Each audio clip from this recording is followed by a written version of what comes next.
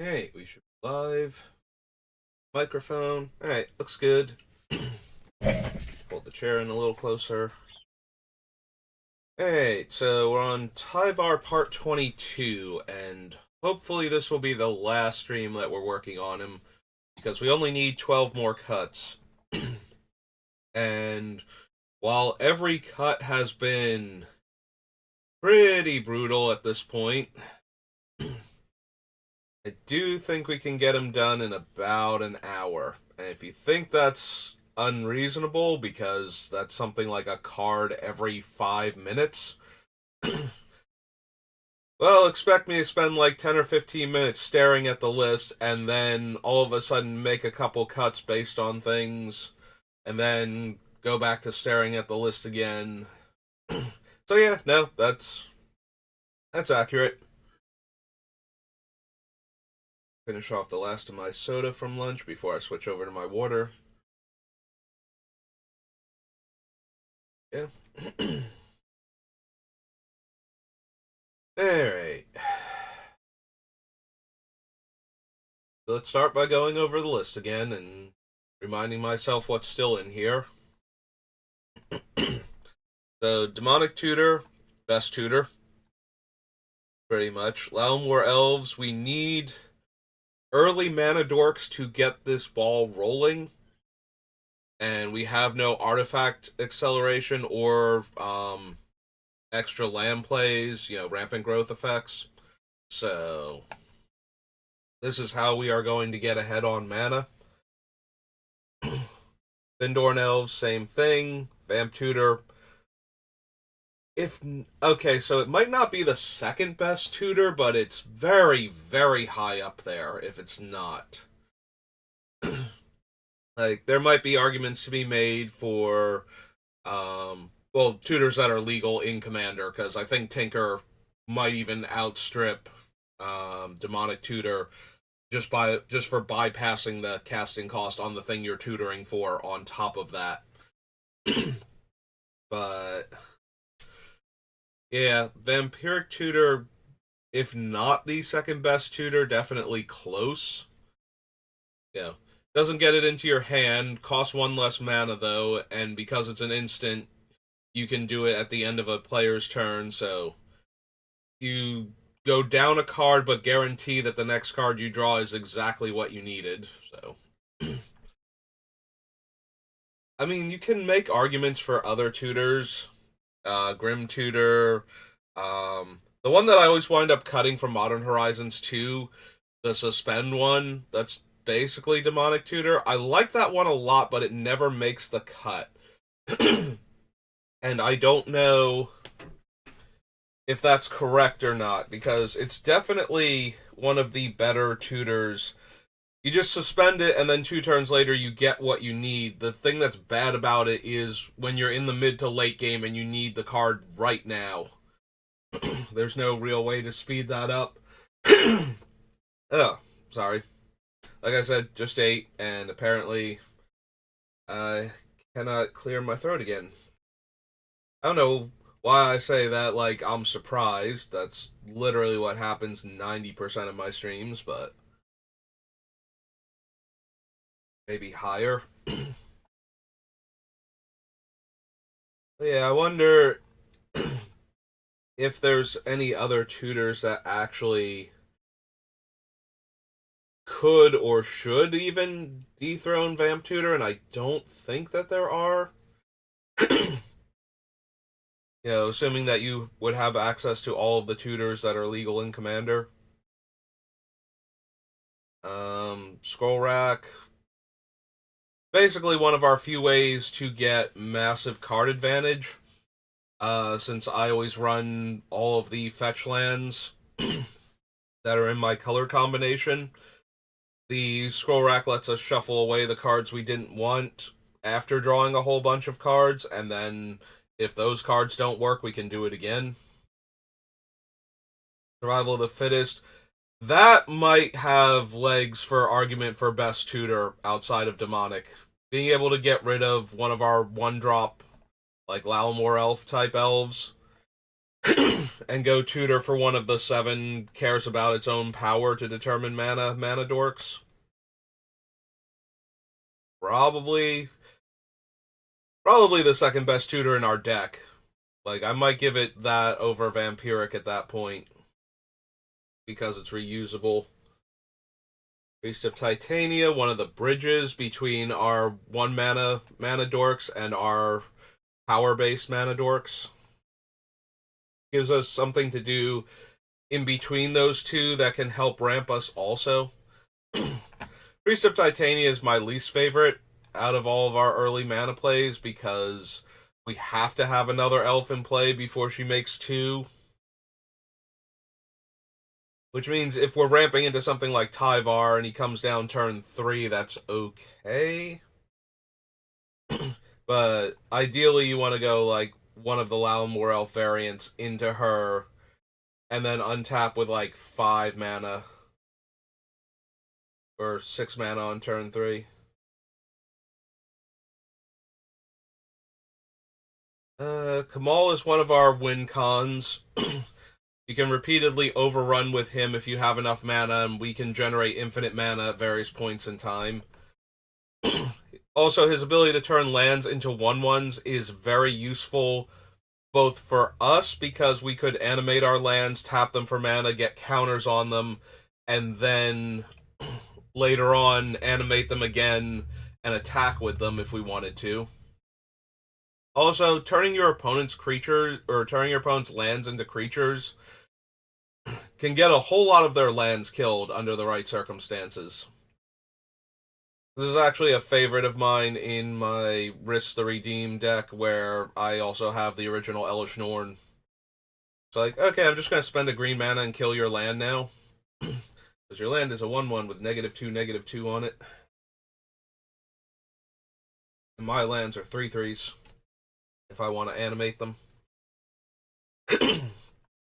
Seaborn Muse is one of the ways to really ramp what the deck is capable of. Untapping the power-based mana dorks every turn, since Tyvar is once per turn per activation, so if we tap them for mana and we get all the counters on them, we untap them on an opponent's turn, they get more counters, and then by the end of the turn cycle, we untap ideally with a power-based mana dork that has like 10 or 20 counters on it. Fierce Empath tutors for most of our big scary WinCon creatures. I have to double check that because we've cut a bunch of things, but he still tutors for Craterhoof Behemoth, the giant from Game Night 2, Earthshaker Giant or something. He gets Goreclaw and Sorak, who can give all of our creatures trample and haste for that matter. And I think we have a few others in the deck that he works with for the 6+ drop. Kamal is a 6 drop. But Azori isn't. Azori's like a 3. He's very similar to Kamal, but he can only instead of green make a land a 1/1, he's green regenerate an elf. And then he has an overrun effect. Wirewood Symbiote is one of our combo enablers. This one can get cut. I'm not thrilled about that idea because it does a lot of work with the deck. So we have a bunch of creatures that draw us cards when we cast our creature spells. So returning one of my elves to my hand to untap another elf, or one, and since it's another creature, it can be any of the power-based mana dorks. Gives me a huge surge of mana and lets me recast one of the like 1-drop elves ideally in order to draw more cards.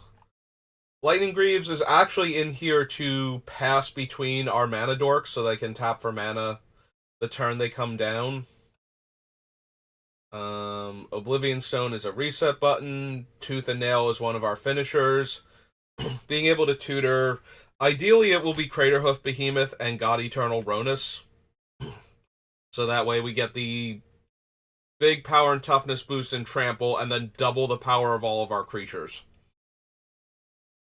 Eternal Witness to get back random cards that we have lost over the course of the game that we need. Staff of Domination is one of the other finishers. Once we start generating infinite mana, which the staff can do with one of our power-based mana dorks, then we can draw the rest of our deck until we get to the card that actually wins us the game.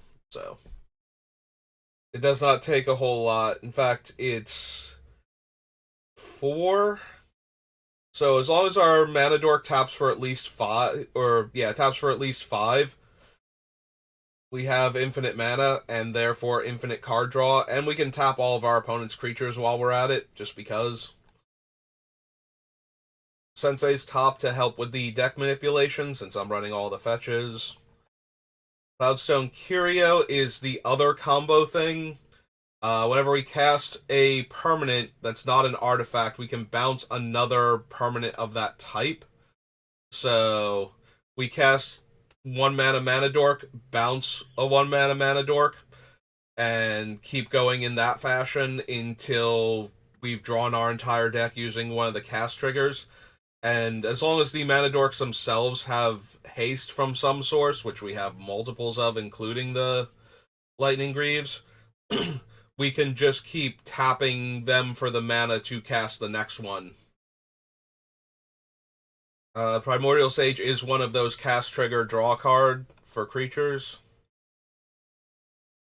1,000-Year Elixir is another haste source that can also untap one of our creatures, so we can tap it for mana, get all the extra counters on it, and then untap it and tap it for mana again, or attack with it, since its power should be relatively high. Umbral Mantle is our third infinite mana engine, since it gives the creature the ability to pay 3 and untap itself as a cost to give it +2/+2 until end of turn, which also means that if the creature can get through, it's going to kill the opponent. Since we're generating infinite mana, we're also untapping it that same number of times, so yeah, if it taps for 3 and it can get through for damage, it's going to win the game by itself that way. Woodfall Primus is one of our catch-all removal creatures that's also a big body, and also tutorable with the Fierce Empath. Quest for Renewal is our backup to Seedborn Muse, since it also untaps all of our creatures on each opponent's untap step. Draga Tree Speaker is one of our 1 mana dorks, but one it's really bad for the bouncing, but really good for the mana production later, since level 4 lets all of our elves tap for 2 green. So if we're using the previous strategy with Cloudstone Curio and Lalamore Elves, we now have infinite mana as well. And that will allow us to actually cast one of our game-winning X spells when we get to it. Speaking of which, we have Exsanguinate, Azori Renegade Leader, which is our backup Kamal, Praetor's Council for massive card advantage in the mid to late game if our graveyard is still intact, or if like a key piece gets sent there and we need to get it back. Beast Within removal, Green Sun Zenith. I was running other creature-based tutors, and then we cut some of them, including Green Suns, and then later on I decided to cut, it was Natural Order. We came back and re-added Green Sun Zenith, because I think that one is slightly better in the deck.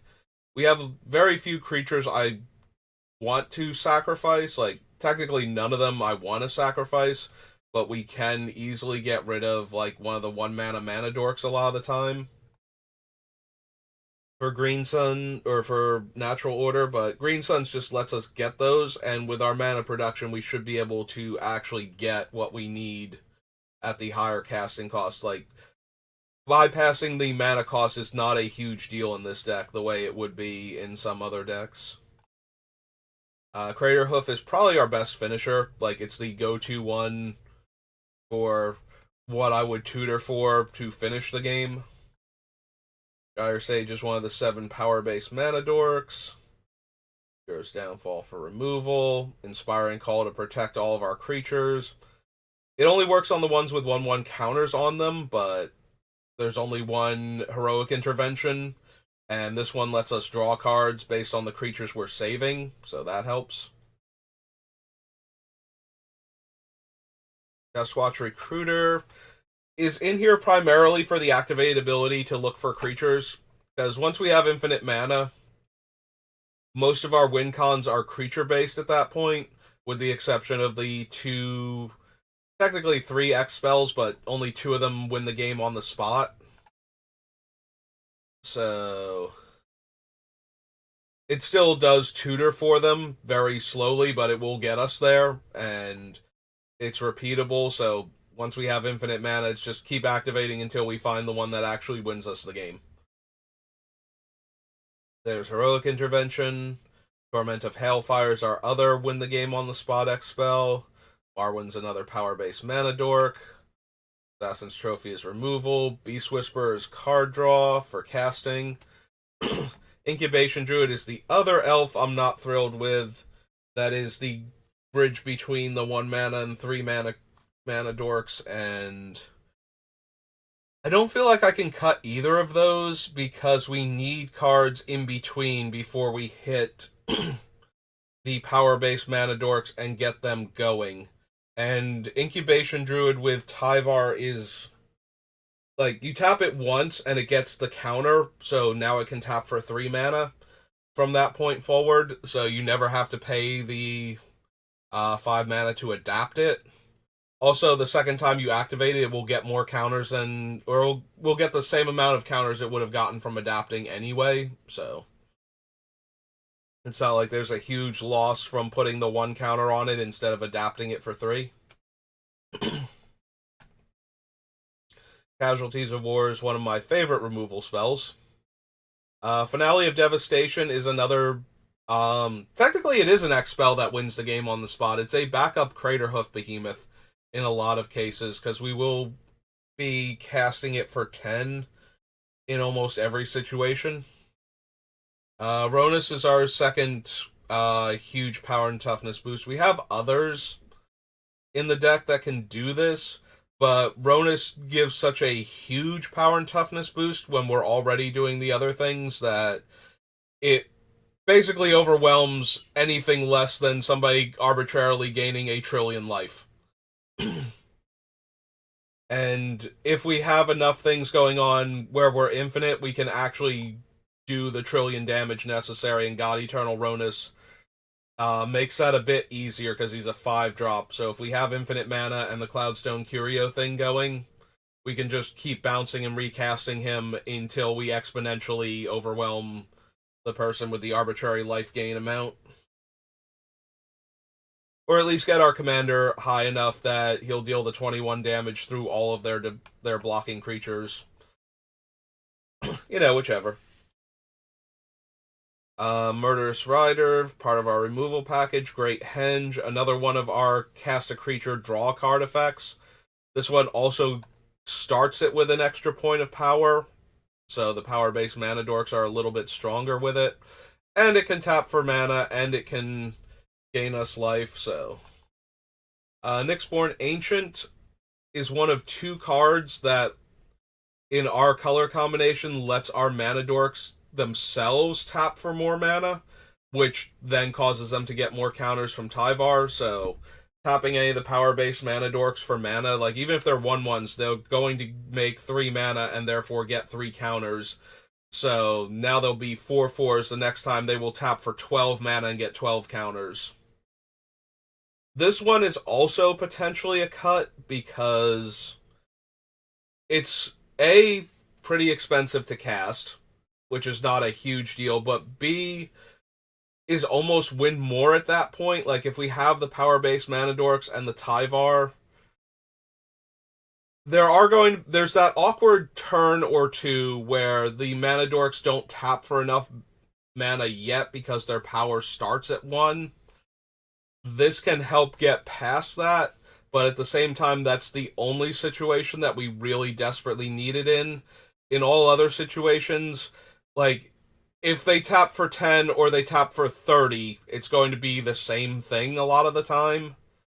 So it matters a lot more to get them to the point where they're tapping for over 5 mana than it does getting them to the point where they tap for basically infinite by themselves without any of our silly combinations.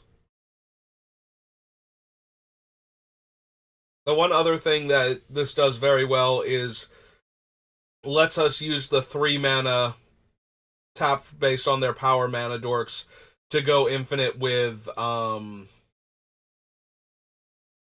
Curio.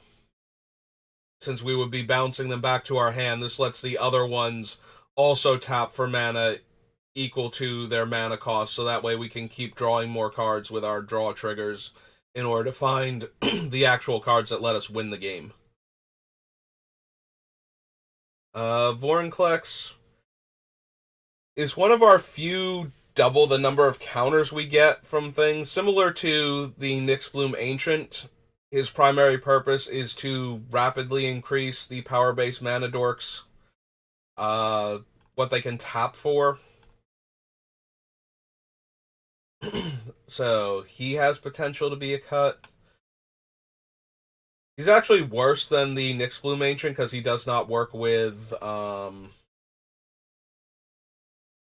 Cloudstone Curio combo, since they have to tap for the mana in order to get the counters from Tyvar first. So they would tap for 1 and then get a whole bunch of counters. Well, they would get 2 counters, bringing them up to 3 without anything else going on, but still. Mortality Spear is one of our catch-all removal spells. Leafcrown Visionary is another card draw and a cheap creature. Because we don't quite have enough of those. Like, a lot of our best creatures start at 3 mana, so we need something in the middle ground. And the fact that this one lets me draw extra cards every time I cast an elf, which most of our creatures are. Awaken the Woods. This one might actually be a cut. It's an X spell that gets us X 1/1s that are both forests and mana dorks. I think that one's been hanging out on this list. It was on there originally because we were also going to run Blackblade Reforged and Titania Staff, and both of those have been cut now. So yeah, I think Awaken the Woods is just a leftover. This is why it helps to go through all of the cards individually and talk about why they're still in here. Because now I'm realizing that while that is an okay card to still have in our deck, because they are 1/1 mana dorks, so getting a huge number of them, tapping them all for mana, getting counters on them, and then untapping them with like one of our other effects, and so on until we get back to our turn, and now they're like 4/4s, is certainly a way to win the game off of one card. So it is a bit of wrath insurance, but we have other cards to protect our things. So, and the other reasons that Awaken the Woods was a good card in the deck are no longer valid. Cradle Clear Cutter is one of our power-based mana dorks. Tyvar's Planeswalker card from All Will Be One lets us tap our creatures to activate their abilities as though they had haste, and can untap one of our creatures once per turn. The other ability to get back a 2-drop or less creature is fine, but 2 is... Only the Gyre Sage is a power-based mana dork that costs 2, all the rest of them cost 3. So, it's not the best for that, but the giving all of our creatures haste is already enough of a boon that the other 2 abilities are kind of just gravy at that point. Kami of Whispered Hopes is one of the power-based mana dorks. Ozolith is one of our very few Hardened Scales effects that has made it all the way through. It does make our creatures grow faster, similar to the Kami, but it also lets us put counters on the creatures that don't get them from the way our deck is set up, so that we can protect them with the Inspiring Call. or so that we could just grow them a bit bigger. Surak and Goreclaw is one of the ways to give our creatures trample. Tyvar gives Death Touch to our attacking elves. Sorak and Goreclaw giving trample to those elves means that once we get them huge, no amount of blockers is going to actually stop us. So that's part of it. They also give haste, so they're another way for all of our creatures to tap for mana the turn they come down. And they also give out free +1/+1 counters, which again is part of the sub theme of the deck. So all of that put together makes them kind of exactly what we're looking for. Tribute to the World Tree is either card draw for our bigger creatures or extra counters for the smaller ones, which means that all of the one power power based mana dorks will come in with the other two counters that they would need in order to tap for the 3 mana that they cost to cast. So Tribute to the World Tree works with the Cloudstone Curio combo. But it also lets us draw cards if the creature was already large enough. Tyvar is our commander. Fauna Shaman is a backup to Survival of the Fittest. And since Survival of the Fittest might be the second best tutor in our deck, I'm pretty sure I want the bad version of that. That still does most of what I need. Elvish Mystic is our third Lalmore Elf variant. In Garrick's Wake is one of our big sweepers that leaves all of our creatures intact. Rex Sage is a naturalized. We can also bounce it back to our hand with the Wirewood Symbiote in order to get the comes into play ability every turn cycle. So problematic artifacts and enchantments become a lot less problematic. Soul of New Phyrexia is our third Wrath Insurance card. Excuse me. Cuts off our opponents from being able to kill our creatures until they can either exile the soul or force us to tap too low to be able to activate it. And even then, if it doesn't die, or if it doesn't get exiled, rather, if it goes to the graveyard, we can still activate it one more time to protect our things. Leyline of Abundance is a mana sink for all the mana we can make on our opponent's turns when we use Seaborn Muse effects. It doesn't work to give our creatures extra counters, but it does make them tap for extra mana. So the Cloudstone Curio with the 1-drops means that the 1-drops are tapping for functionally 2 green, even if they're not the source of the extra green. So that can give us infinite mana, and therefore infinite activations of Leyline of Abundance to grow all of our other creatures that can attack into Titanic monsters. So it's functioning on multiple fronts. It also is giving out 1/1 counters, which a bunch of our cards do still care about. Sovala is the last of our power-based mana dorks, I believe. Oh no, wait. We still have a couple in the commander section, but she's also probably the strongest, since no matter who is the strongest creature, after that she will be the strongest creature, because she will have 2 more power than that on the subsequent turns. So she does not herself need to be huge to start off with. One of our other creatures can be huge, and she'll tap for that much mana. And then once she does, she will be that huge, plus 2 power and 3 toughness. Scavenging Ooze is our graveyard hate card. Song of the Dryades is one of our catch-all removal spells. Pathbreaker Ibex is our 4th. Technically 5th with the Finale of Devastation overrun style creature. When I say it like that, I'm starting to wonder if I can afford to cut one more of the overrun creatures. I think if I can, it's going to be the Game Knights one. I think that might be the weakest of the group. It's a 6 mana creature that functionally casts Overrun when it comes into play, but does not itself have haste. So for one more mana than regular Overrun, it leaves behind a 6/6 body. But it's also vulnerable to Mother of Machines because it comes into play effect, whereas Pathbreaker Ibex is an attack trigger.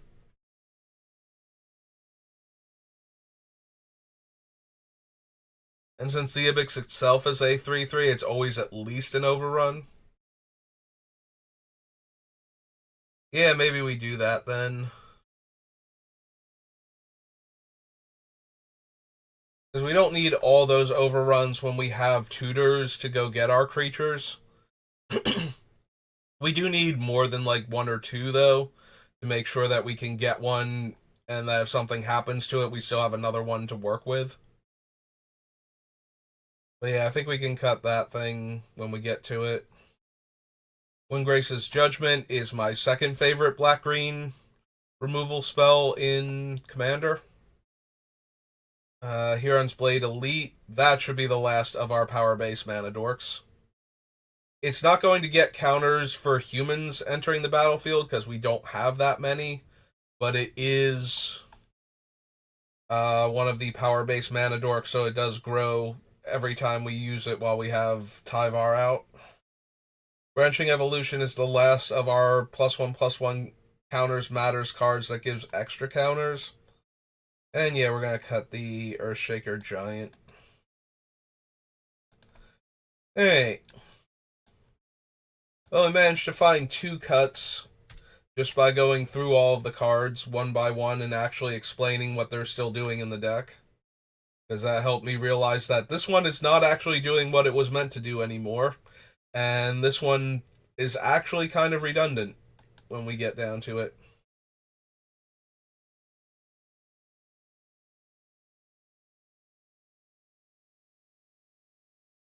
Yeah, I think I still want the Ibex, but now I'm questioning, like, with all the overrun effects I have, because we have the activated abilities on Kamal and Azori. We have the Ibex on his attack trigger, and Craterhoof, Ronus when they come into play, and Finale of Devastation when we cast it for X equals 10 or more. I'm wondering if we don't just get rid of one of those also. We have to make 10 more cuts, and that feels like the space where I have the most redundancy that I don't need. So one of those can probably go.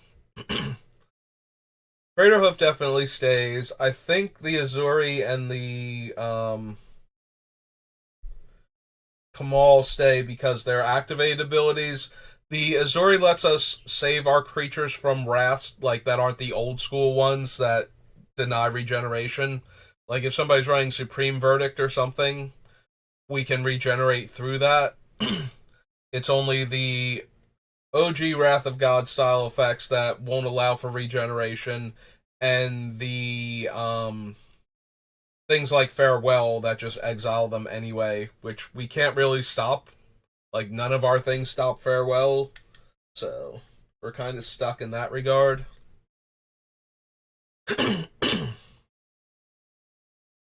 But I think we can cut one more of the overruns. So the question then becomes: is it the Ibex or is it Rona? Rona? No, Rona's the Ronus. Sorry, Rona is the wants to be a Phyrexian. Took forever to get there, lady.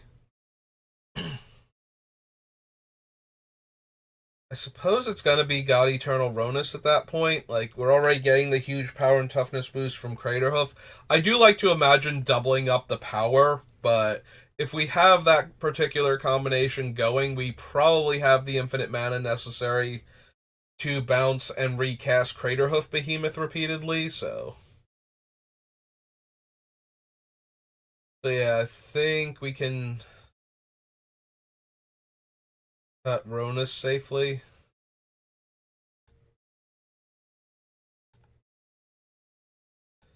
Alright, so that brings us down to 9 cuts we need. Oh, look, our account is now the internet's favorite number. We did it. Alright. What are our other things that are gonna go?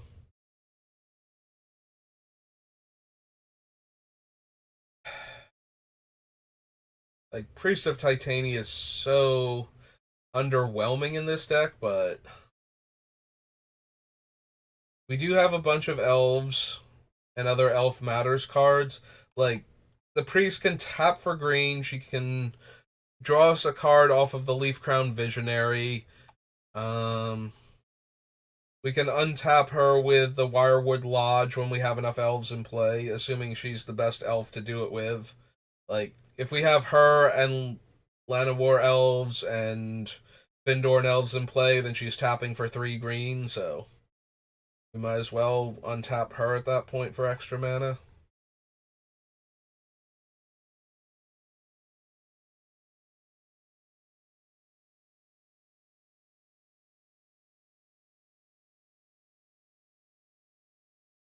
We do have to be making an awful lot of mana for Wirewood Lodge to function, though. Like, we're giving up a green to activate it, and the mana that it would make to untap the elf, so we do kind of need to be making 3+ mana at that point. Which a lot of our creatures can do, include, like, of the 7, 3 of them are elves that are the power-based mana dorks, so. Or 4 of them are elves, rather. Marwyn, Sylvala, Gyre Sage, and one of the other ones was an elf also. It's the 2 legendaries, the Gyre Sage, and I'm blanking on the last one. Oh, Viridian Joiner.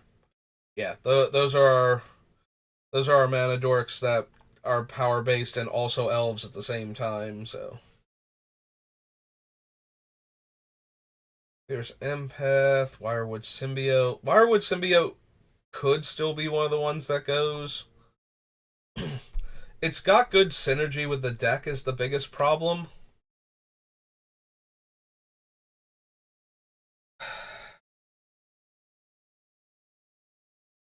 Maybe it's Tooth and Nail. So Tooth and Nail lets us get 2 creatures and put them directly into play for 9 mana. So the big thing about Tooth and Nail is when you have 2-card creature combos that can win you the game. Like, if you're a red green deck and you get Kiki Jiki Mirror Breaker and um, Zealous Conscripts, and you just make infinite Zealous Conscripts and attack for lethal, like that sort of thing. Our deck, the biggest things we can do is to get 2 of the pump creatures. So at this point, it would probably be Craterhoof and Ibex to give us a huge power and toughness boost and just attack for lethal, or to get 2 creatures that will combo with what we have in play or what we've drawn, so that we can start generating the infinite mana necessary. Feels like if we're doing this, we already have way more than enough mana. So its primary function is to just get like Craterhoof and one of the other overrun creatures, and I don't think we need that at this point. Plus, we have multiple other creature-based tutors that function earlier in the game than this. Like, similar to the reason why we don't need Natural Order, we don't need to bypass casting costs in this deck. We need cards that let us get to that point and then win once we're there. And Tooth and Nail does not get us to that point. It lets us win once we're there, but most of the things in our deck do. So. And it can't get the other combo pieces because they're not creatures at that point. We need things like the Cloudstone Curio or the Staff of Domination. So. Hey. Brings it down to 68.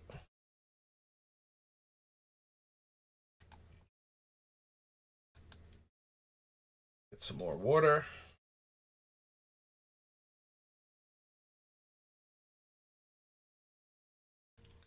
Okay, let's go down to the bottom and work our way back up again.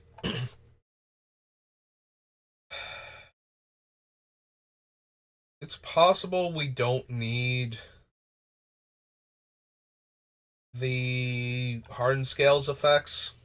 Like branching evolution might be able to go. I think if we're going to cut them, though, I think.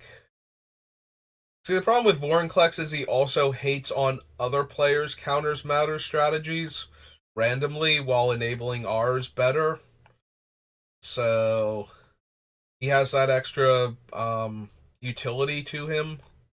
But he's also a 6-drop, 6/6 haste trampler.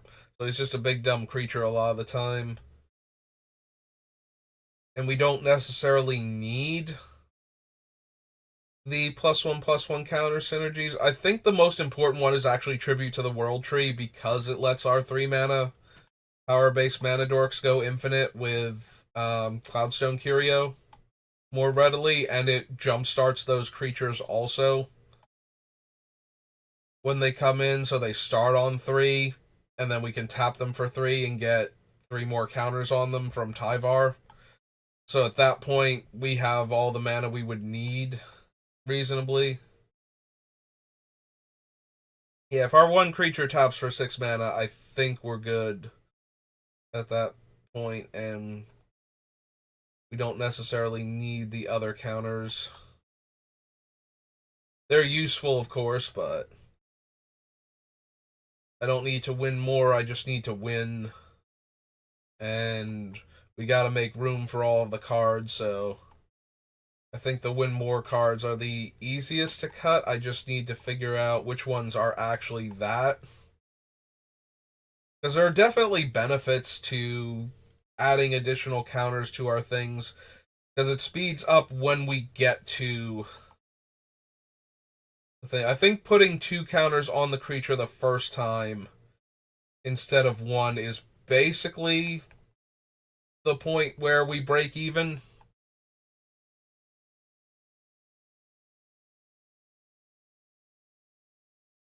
Like, once we get them to the point where they're tapping for 3 mana is where we're good. The downside to Vorinclex is that they have to tap for 1 first, whereas Tribute to the World Tree just freebies it for them, so. Same with Branching Evolution, so maybe we don't need either of those. It feels really weird to keep cutting the Hardened Scales effects, but it's not really what the deck is about.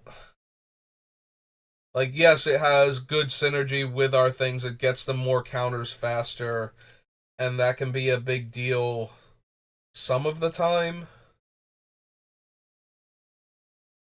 But it's either that or, in fact, it might be both. I was also thinking it might be the whole Seedborn Muse thing.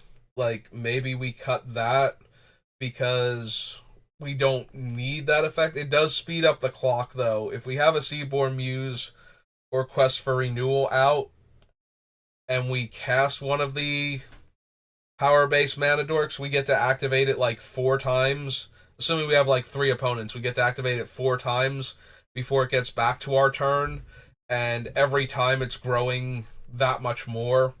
So it's like 1, then 2, like even just with Tyvar and nothing else, it's like 1, then 2, then 4, then 8. So we untap with a thing that taps for 8 mana at that point, or attacks as an 8/8.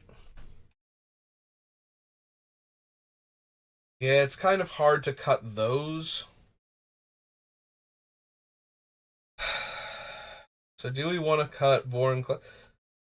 The other downside to Vorinclex is that because he's 6 mana, we could have already had the power-based mana dork in play for multiple turns before we can even cast him. Yeah, I think that might be the biggest strike against him is that he'll have been in play, or the other thing will have been in play multiple turns before he gets to do his thing. Alright, we cut Vorinclex, brings us down to 67.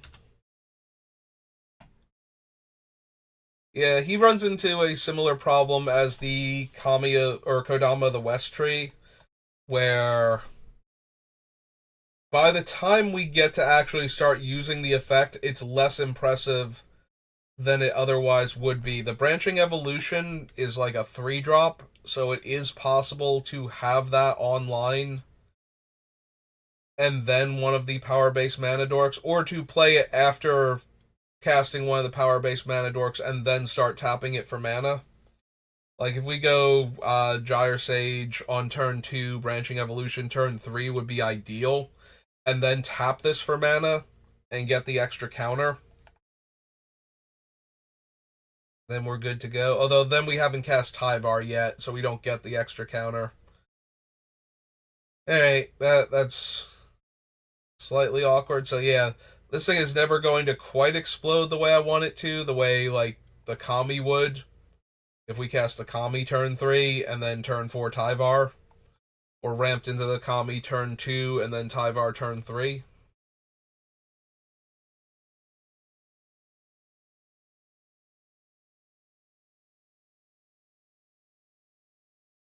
And it doesn't have.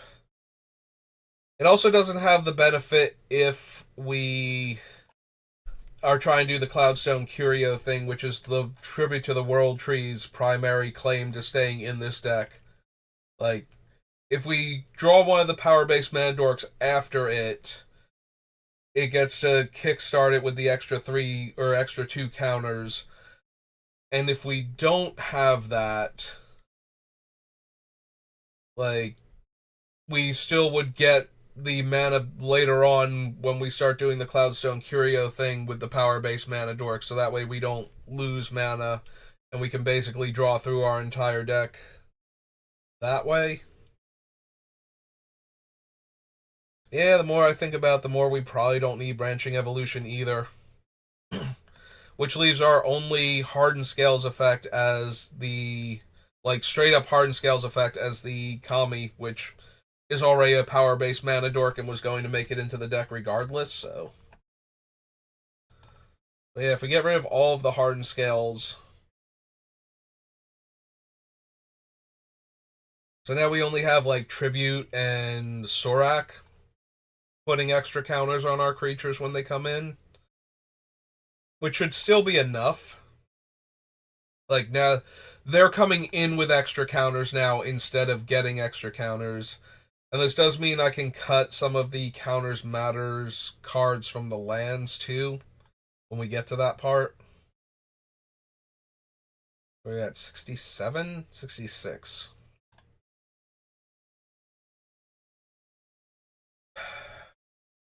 Well, we're making progress, so that's a good sign. We are coming up, we're at like 48 minutes, so I got like 10 minutes left before we're past the hour mark. We do have to do the lands also, but I might keep going at this point. Do like 2 sessions just to try and finish off this list. Because I haven't hit that wall where I can't find anything, which was the whole point of stopping yesterday and starting up today, is when I come back to it with fresh eyes, it does help break up the... So, this is something I've heard for a while now. It's like when you try to think about something, your brain goes by the easiest route possible. So you kind of get into logic grooves at some point in time when thinking about something, where the brain is just like, no, we're going to keep following this pattern of thought over and over again because that's the fastest and easiest way to get where we're going. But you need to stop thinking about the thing that you're focused on, think about something else for a while and come back to it, and then the brain has to figure out what groove to get into, so it takes it a little bit, and that helps see it from a different angle. Like you can basically find a different groove at that point mentally to get into. But once you've been in it for a while, then it gets harder to break out of it while staying focused on the topic. It's just one of those things. It's like, because that's easier and faster, and sometimes that's what you need, the brain just kind of goes into that one groove and has a lot of trouble breaking out of it on its own. So that's one of the ways you can do that, which is why I needed to pause when I'm getting bogged down going through the list.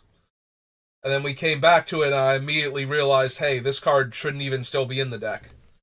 And we, like, saw this card like 10, 15 times going over the list yesterday, and my brain still didn't click that it wasn't doing what we wanted it to anymore. So, like, Awaken the Woods just, excuse me, is not in the deck for the same reason it was. And it doesn't really serve the purpose that it was supposed to when we moved it into the deck originally. So there's an argument to be made for it, but I think the argument doesn't hold up anymore, and we have enough other things. I'm just going to cut this Nesting Ground now that it's no longer relevant. Nesting Ground was really good when we had all the hardened scales, and even though it's a land, that can also help me. Like, let's focus on the land for half a second. You know, think about what they're still doing in the deck. Got rid of this one from the tutors. So that leaves our tutors as Demonic, Vampiric, Survival, Fierce Empath, Green Sun Zenith, Finale of Devastation, and Fauna Shaman. That seems fine. We got rid of Maelstrom Pulse, didn't we? Yeah, okay. We just did not cut it off from this list here. I thought I got rid of it while looking at the removal list, so it kind of threw me that it was still on this section. Hero's Downfall, Assassin's Trophy, Casualties, Murderous Rider, and Garrick's Wake, Song, Windgrace's Judgment.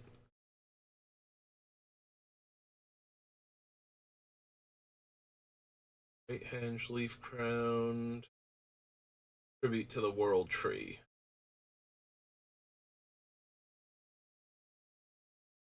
Yeah, I don't think I want to cut any of the other card draw.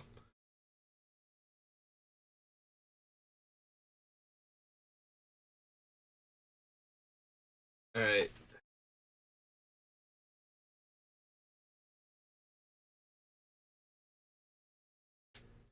I'm looking at Pathbreaker Ibex, and I'm comparing it mentally right now to Kamal and Azuri.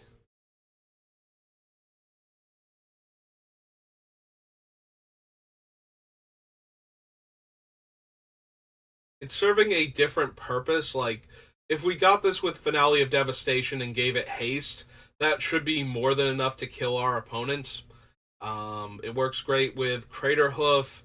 It's fine on its own, just as an overrun every time I attack. Like, it attacks as a 6/6 trampler by itself. Like, if all of our other creatures are tiny, and if they're not, then the power and toughness boost just gets out of hand very quickly.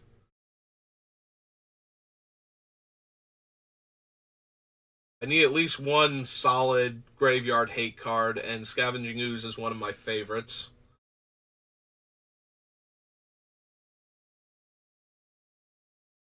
Leyline has the potential to go, but it does have one of the better things going for it that none of my other cards do, which is it's a mana sink that works on other players' turns. I think the biggest argument to be made for getting rid of it is if I can convince myself we don't need Seedborn Muse and Quest for Renewal, Leyline of Abundance goes down in value. It's still very strong, though, just from the infinite mana from Cloudstone Curio and two Laumwar Elf variants. Like, that alone would be enough to merit it being in the deck still. So I'm disinclined to cut it, and I do like where we're at with the other things. So, like the Seaborn Muse and its thing, its variant.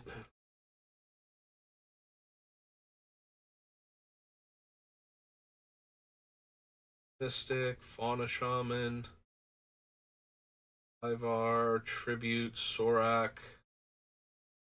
Alright, we got rid of all of the other ones. Do I want the Ozoleth still? This is actually the last one. I forgot this one was still in here. This is the last of the Hardened Scales effects. That's also not a power-based mana dork. Like, the Kami is just staying in regardless, because it's already a power-based mana dork, so that one's not going anywhere. Do we want the Ozolith Shattered Spire? Gives us an extra 1/1 counter and can put 1/1 counters on our creatures that don't normally have them, which allows Inspiring Call to protect them. It's also an instant rebate on the mana to activate it if we target one of the power-based mana dorks. Because we'll spend the 2, but it'll get 2 counters, so it'll automatically tap for 2 more mana anyway. It's probably very cuttable at this point. So that one's in the pile of probably going to wind up getting cut. It is fine because it's cheaper than all of the other ones, though. Like, this is the one that can get down before the power-based mana dorks, and then we can cast Tyvar and then activate them, and they'll get the extra counter.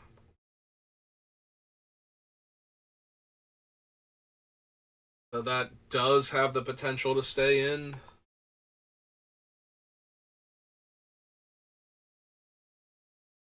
So right now our haste granting effects for all of our creatures, we have Lightning Greaves, because it costs 0, so it can move around to each one of them in turn.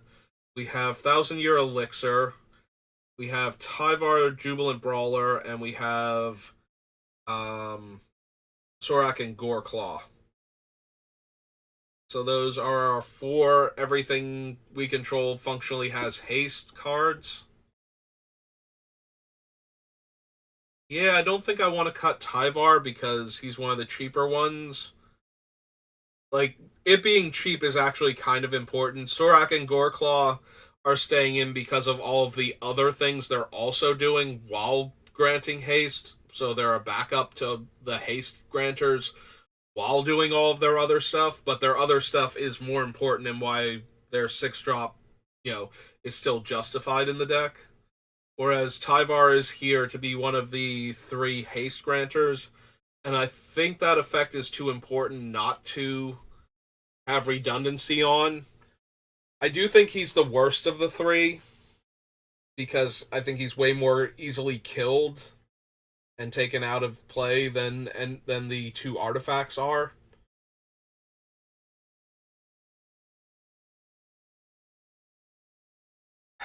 Yeah, okay. I think he needs to say, so right now the Ozolith Shattered Spire is probably our most likely cut. Nyxbloom Ancient, again, enables the other combos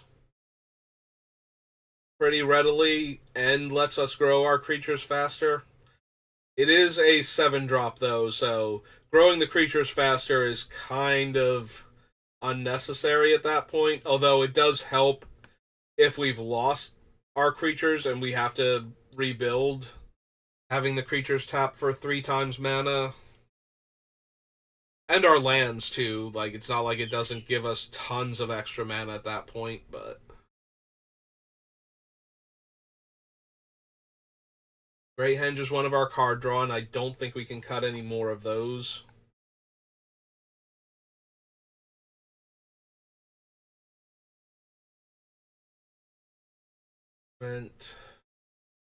Heroic Intervention.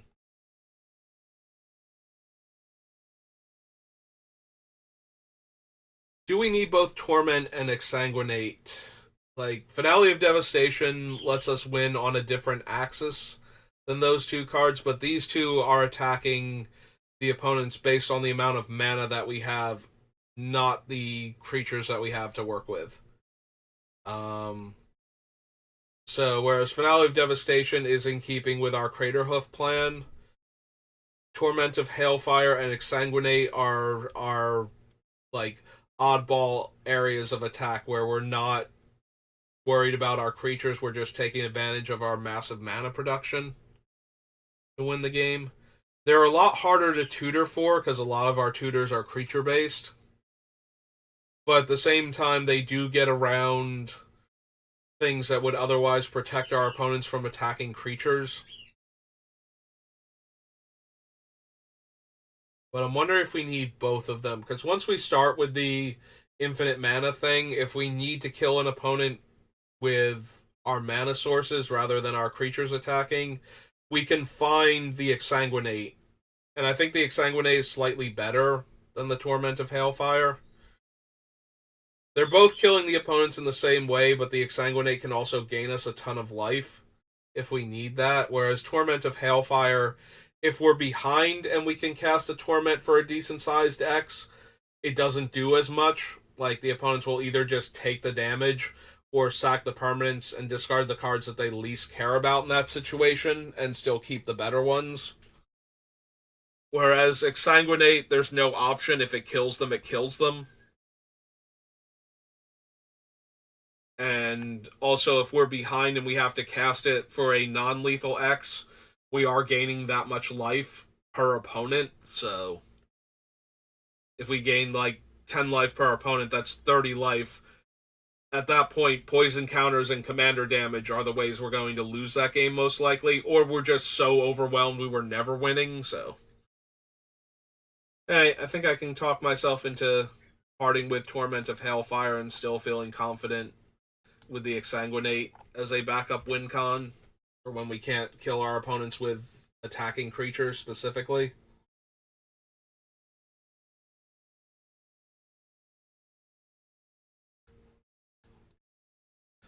Alright. So we're a couple minutes past the hour mark. So I'm going to take a quick pause. I'm not going to end the stream just yet. We're going to try and finish this and then work on the lands. So give me a moment and I'll be right back.